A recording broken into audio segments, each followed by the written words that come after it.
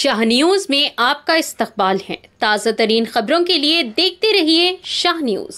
सरकार SC OBC को uplifting करने वाली सरकार कांग्रेस की ये तेलंगाना की सरकार है।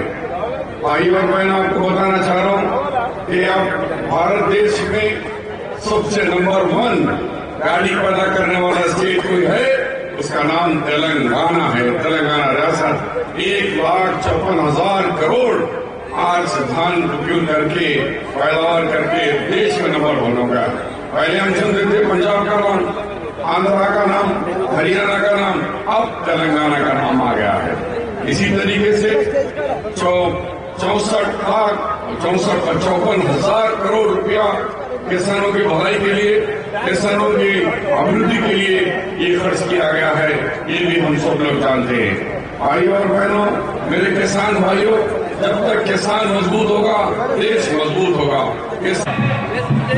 ఈ రోజు పండుగ వ్యవసాయానికి పండుగ, రైతన్నలకు పండుగ, మొత్తం తెలంగాణలోని రైతులు పండుగ చేసుకుంటుంటే కేవలం ఒక కుటుంబం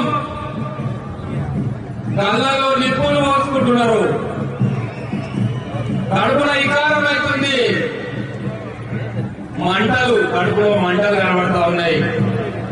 అయ్యా కల్వకుంట్ల కుటుంబ సభ్యులారా, ఈ వేదిక నుంచి పాలమూరు గడ్డ నుంచి కేసీఆర్ గారిని గెలిపించి ఎన్నో ఆశలు పెట్టుకుంటే తెలంగాణ వచ్చిన తర్వాత ముఖ్యమంత్రి మాకు మొండి చేయి చూపించిన ఓ కల్వకుంట్ల కేసీఆర్ ఈ రోజు మా పాలమూరు బిడ్డలు, మా పాలమూరు రైతన్నలు పండుగ చేసుకుంటున్నారు. చూసి కళ్ళలో నిప్పులు మోసుకో పర్వాలేదు.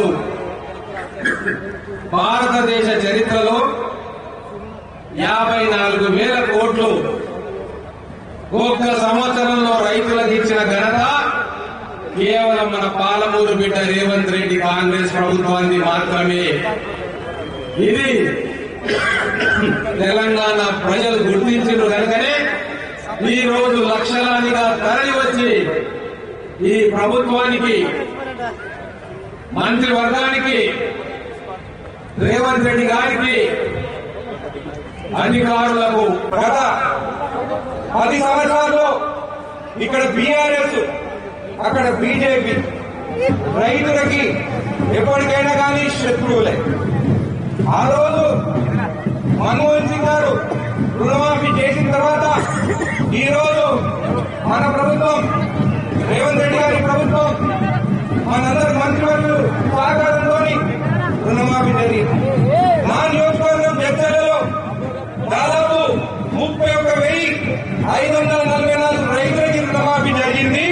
2,259 కోట్ల 87 లక్షల రూపాయలు రుణమాఫీ నా నియోజకవర్గంలో జరిగింది. రేవంత్ రెడ్డి గారికి, పట్టి విక్రమార్క గారికి, తుమ్మల నాగేశ్వరరావు గారికి ప్రత్యేకంగా ధన్యవాదాలు తెలుపుతున్నాను.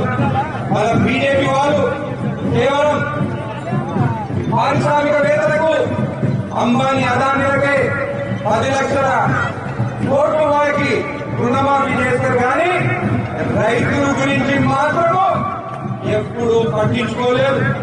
మాట ఇచ్చాము, మాట తప్పము, చెప్పినామంటే చేస్తామని చెప్పి కూడా మీకు తెలియజేస్తూ ప్రతి ఒక్కరికి మరొకసారి ధన్యవాదాలు తెలుపుతున్నాను. బీఆర్ఎస్ నాయకులు వచ్చి రైతులను రెచ్చగొట్టే పని చేశారు. అయ్యా నేను అడుగుతా ఉన్నా, 30,000 కోట్ల రుణాలు మాఫీ ఎందుకు చేయలేదని ఈ రోజు బయటకు వచ్చి మాట్లాడుతున్నారే. మరి 10 సంవత్సరాలలో మీరు ఎందుకు ఈ 30,000 కోట్ల భారం రైతుల మీద ఉంటే ఎందుకు మాఫీ చేయలేదని అడుగుతా ఉన్నా. ఈ 30,000 కోట్ల భారం కాంగ్రెస్ ఇచ్చిన భారమా? ఈ రోజు వచ్చే సంవత్సరం తిరగక ముందే మరి 18,000 కోట్ల రుణాలు మాఫీ చేస్తాం.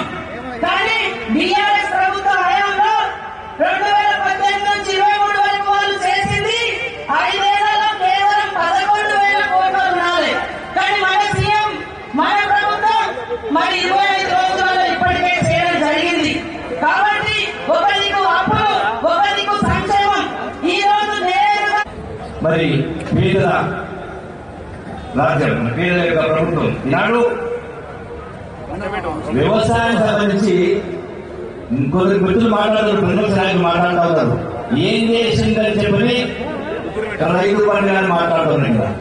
100% ముమ్మాటికి రైతు పండుగ చేసుకోవాల్సిన అవసరం ఉంది.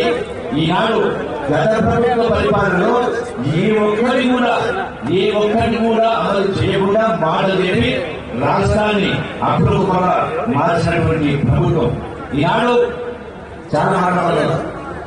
పేపర్ చూసిన టీఆర్ఎస్ పార్టీ గణపతిలో అందులో హెడ్లైన్స్ లో ఈ రాష్ట్రం రక్షించబడాలంటే మరొక దీక్ష చేయాల్సిన అవసరం లేని కేటీఆర్ మాట్లాడతారు. 10 సంవత్సరాలు దీక్షతో పనిచేసిన చెప్పన్నారు కదా మీరు. ఈనాడు ఇంకెప్పుడు ఇస్తారు రైతు భరోసా మాట్లాడతారు. రైతు భరోసా ఇంకెప్పుడు ఇస్తారు మాట్లాడతారు. రాష్ట్ర రైతాంగానికి తెలవాల్సిన అవసరం ఉంది. ఈ వాతావరణం చూస్తుంటే, ఉత్సవం చూస్తుంటే సంవత్సరంలో తెలంగాణ రైతులకు కాంగ్రెస్ ప్రభుత్వం రేవంత్ రెడ్డి గారి నేతృత్వంలో మాట ఇచ్చి మాట నిలబెట్టుకొని ఎక్కువ సమయం తీసుకున్న 2 మాటలు ప్రస్తావిస్తారు. ఒకటి, భారతదేశ చరిత్రలో కనీవిని ఎరుగని రీతిలో పెద్ద ఎత్తున రైతాంగానికి రుణమాఫీ చేసింది కాంగ్రెస్ ప్రభుత్వము. ఇంకా ఏదన్నా సంపూర్ణంగా రుణమాఫీ చేసే సత్తా, మాట నిలబెట్టుకునే ధైర్యం, సత్తా కాంగ్రెస్ ప్రభుత్వానికి ఉన్నది. ఆనాడు వ్యవసాయం పండుగ కాదు పండుగ అని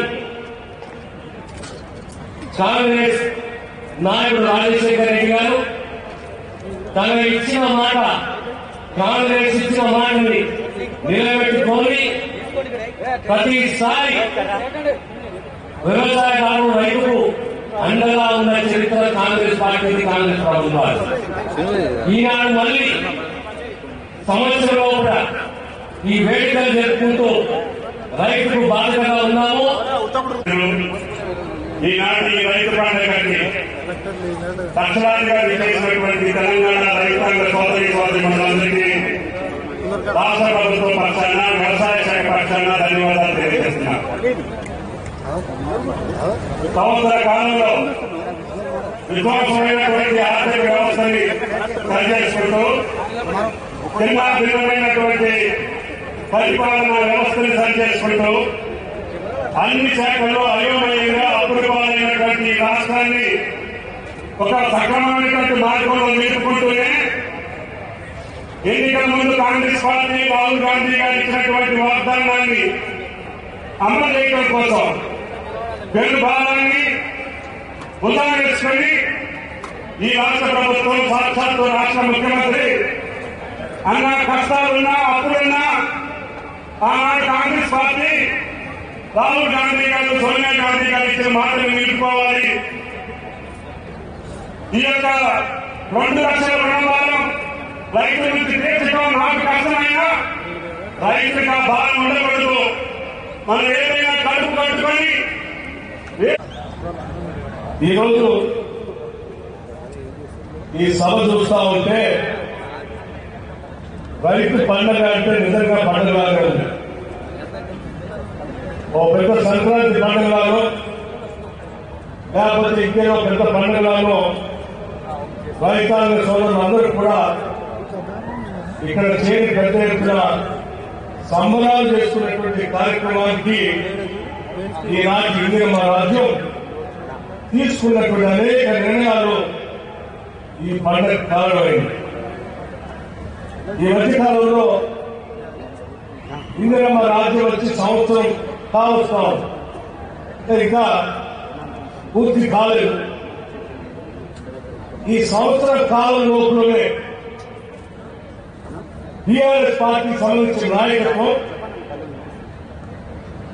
రకరకాల ప్రజల వద్దకు వెళ్తాం, లేకపోతే ఉద్యమాలు చేస్తాం, లేకపోతే నిలదీస్తాం, లేకపోతే ఇంకోటి ఏదో చేస్తామని వారి స్టేట్మెంట్ చూస్తా ఉంటే నవ్వొస్తా ఉంది. నిజంగా 10 సంవత్సరాలు మీరు పరిపాలన చేసి ఈ రాష్ట్రం తెచ్చుకున్నదే నేల కోసం, నిరుద్యోగ యువతి యువకుల కోసం.